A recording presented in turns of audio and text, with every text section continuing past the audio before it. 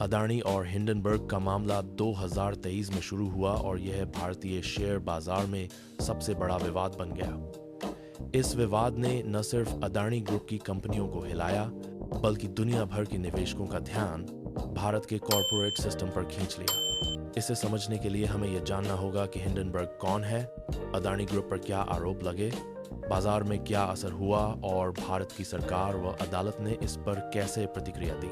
Hindenburg research America की एक company है जो उन कंपनियों की जांच करती है जिन पर वो शक करती है कि वे गलत तरीके से शेयर की कीमत बढ़ा रही हैं या फ्रॉड कर रही हैं। उनका तरीका ऐसा होता है कि वे पहले किसी कंपनी पर रिसर्च रिपोर्ट निकालते और विंडर नेस्ट और नेक्स्टन मस्ट हैं, फिर उस कंपनी के शेयर गिरने पर फायदा कमाते हैं शॉर्ट सेलिंग। इसीलिए हिंडनबर्ग की रिपोर्टें हमेशा विवाद में रहती हैं। 24 जनवरी 2023 को हिंडनबर्ग ने एक लंबी रिपोर्ट जारी की। इस रिपोर्ट में अदानी ग्रुप पर कई गंभीर आरोप लगाए गए। 1. शेयर की कीमत को कृत्रिम रूप से बढ़ाना। रिपोर्ट के अनुसार अदानी ग्रुप ने विदेशों में कई शेल कंपनियां बनाई थीं। इन्हीं कंपनियों के जरिए अपने ही शेयर खरीदकर कीमत बढ़ाई जाती थी। 2. Accounting fraud. आरोप था कि कंपनी ने अपने वित्तीय आंकड़े सही तरीके से नहीं दिखाए और कई जगह खर्चा व मुनाफा गलत तरीके से प्रस्तुत किया। 3. अत्यधिक कर्ज लेकर तेज विस्तार करना। हिंडनबर्ग ने कहा कि अदानी ग्रुप ने बहुत ज्यादा कर्ज लिए और अचानक बड़े बड़े बिजनेस में एक्सपेंशन किया, जो रिस्की माना जाता है। 4. टैक्स हेवन देशों का इस्तेमाल। रिपोर्ट के अनुसार कई निवेशक और कंपनियां जो अदानी ग्रुप में पैसा लगा रही थीं, वह मॉरिशस और दुबई जैसे टैक्स हेवन देशों में रजिस्टर्ड थीं। हिंडनबर्ग ने 88 सवालों की सूची दी और कहा कि अदानी ग्रुप इनका जवाब दे। अदानी ग्रुप ने रिपोर्ट को पूरी तरह झूठा बताया। उनका कहना था, ये रिपोर्ट भारत पर हमला है, सिर्फ कंपनी पर नहीं।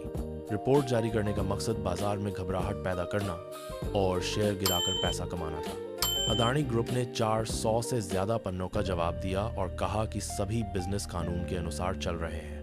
रिपोर्ट आने के बाद से बाजार में बड़ी हलचल मच गई। कुछ ही दिनों में अदानी ग्रुप की कंपनियों की कीमत लगभग $100 बिलियन, 8 लाख करोड़ रुपए गिर गई। निवेशकों ने डर की वजह से शेयर बेचना शुरू कर दिया। अदानी ग्रुप की एफपीओ जो 20 करोड़ की थी को वापस लेना पड़ा। लाइस और एसबीआई जैसे बड़े भारतीय संस्थानों को भी सवालों का सामना करना पड़ा, क्योंकि उनके पास अदानी कंपनियों के शेयर थे।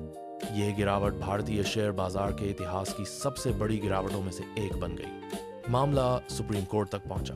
कोर्ट ने सेबी यानी securities and exchange board of India को जांच करने के निर्देश दिए। सेबी ने कहा, उन्हें अब तक बड़े पैमाने पर शेयर मैनिपुलेशन का स्पष्ट सबूत नहीं मिला है।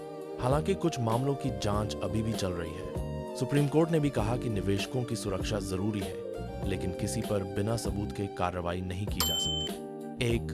विदेशी निवेशकों का भरोसा हिला। कई विदेशी निवेशकों ने भारतीय कंपनियों पर सवाल उठाने शुरू कर दिए। 2. अदानी ग्रुप की छवि को नुकसान। हालांकि समय के साथ कुछ शेयर रिकवर भी हो गए, लेकिन इमेज पर असर पड़ा। 3. कॉर्पोरेट गवर्नेंस पर चर्चा। भारत में अब ट्रांसपेरेंसी और रेगुलेशन को लेकर काफी बातें हुई। अदानी कंपनियों के कई शेयर फिर से बढ़ चुके हैं। ग्रुप बड़े प्रोजेक्ट्स पर काम जारी रखे हुए हैं। हिंडनबर्ग और अदानी दोनों अपनी अपनी बात पर कायम हैं। जांच अभी भी विभिन्न स्तरों पर जारी है।